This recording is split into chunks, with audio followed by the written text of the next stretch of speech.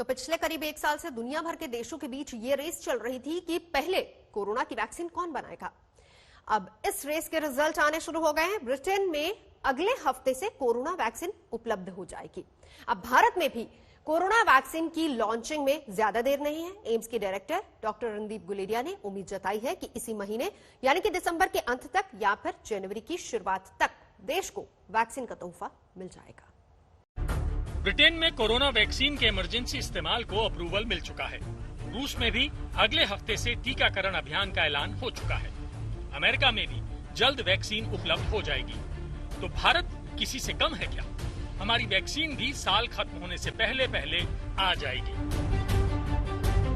बिल्कुल, अगर हम देखें तो हमारे देश में खुद ही जो हमारे देश में वैक्सीन बन रही हैं, चाहे वो सीरम इंस्टीट्यूट की हो या भारत बायोटेक की हो, वो फेज 3 के फेज में है और वो उसका भी अंतिम चरण है।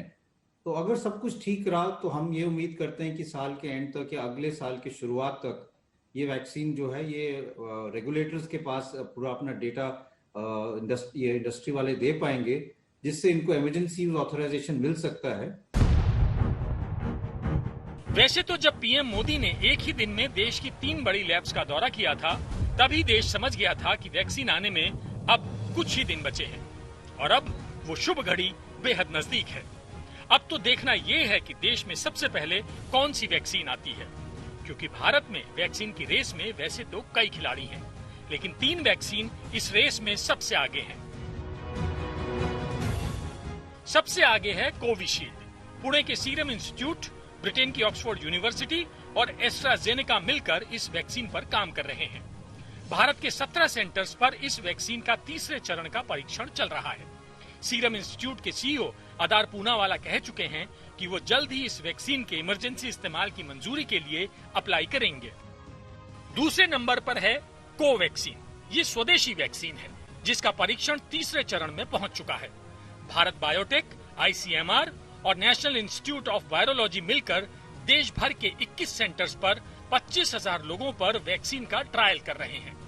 स्वदेशी होने के कारण ये सबसे सस्ती कोरोना वैक्सीन हो सकती है। और तीसरे नंबर पर है ज़ायकोव-डी। अहमदाबाद स्थित जायडस कैडिला इसी महीने वैक्सीन ट्रायल का तीसरा चरण शुरू करेगी। जायडस कैडिला की वैक्सीन अगले साल मार्च तक इस्तेमाल के लिए तैयार हो सकती है।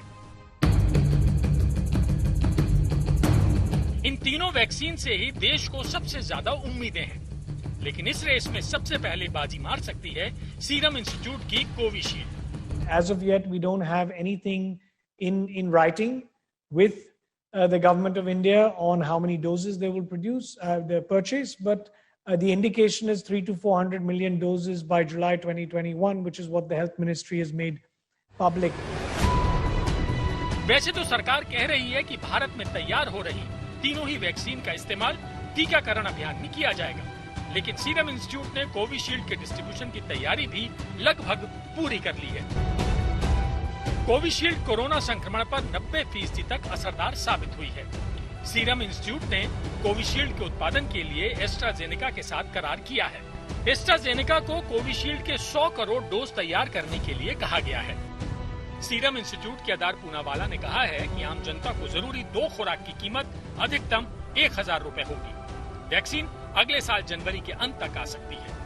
आम लोगों को ये वैक्सीन भारत में अप्रैल तक उपलब्ध हो सकती है और जुलाई 2021 तक भारत में 30 से 40 करोड़ लोगों को कोविशील्ड की डोज दी जा चुकी हो। तो देश में कोरोना वैक्सीन का इंतजार खत्म होने वाला है, जिसको लेकर देश के आम लोगों से ज्यादा उत्साहित तो नेता और मंत्री लग रहे हैं, जो वैक्सीन ट्रायल में बढ़ चढ़कर हिस्सा ले रहे हैं। तैयार हूं वॉलंटियर बनने के लिए। আমার উপর প্রয়োগ করার পরে এটা সম্পূর্ণতা লাভ করছে না। এটা সম্পূর্ণতা লাভ করছে যদি আমার মধ্যে কোনো কিছু রিঅ্যাকশন হয় তাহলে সেটাকে আপনি কারেক্ট করবেন করে পারফেক্ট ভ্যাকসিন তাড়াতাড়ি ভারতের মানুষের জন্য বার করে দেবেন। भारत ने कर दिखाया। अब वैक्सीन आने ही वाली है, लेकिन असली चुनौती तो वैक्सीन आने के बाद होगी। वैक्सीन समय पर हर जरूरतमंद को मिल जाए, इसकी जिम्मेदारी सरकारों की है और ये काम अपने आप में किसी कठिन परीक्षा से कम नहीं होगा। आज तक ब्यूरो।